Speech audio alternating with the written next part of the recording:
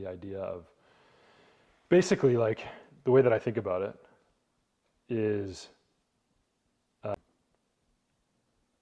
the reason our mind creates stories is to keep us safe. Almost always. Like if you look back on any story that's in your mind that isn't real, look at it and ask like, what am I trying to be, what am I afraid of here?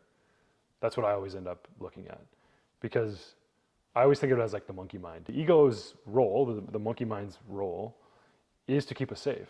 Evolutionarily, it was like there could be a cougar outside of the cave type thing, right? It's like I'm always having to think ahead to avoid danger.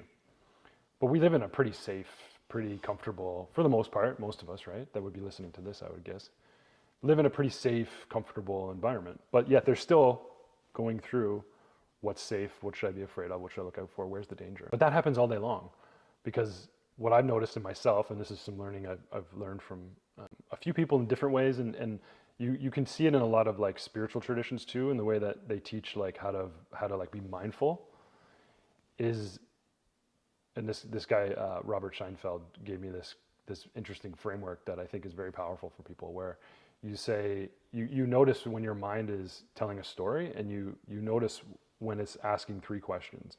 What is this? What does it mean? How do I respond? And you'll notice that that's what creates the story, because your mind is automatically doing this. What is this?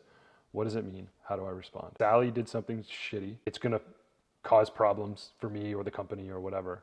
I need to do this. But really, you don't know any of those things are really real, because Sally just did this thing. Sally just did something. But you layered in the consequences or the judgment of whatever it was that she did, right? You judged her for what she did, and she said this or this or this. And that's going to then layer in a set of consequences, and I'm going to have to deal with this now. But it's not really necessarily true. That's just what your monkey mind is sort of created in your head that you have to respond to.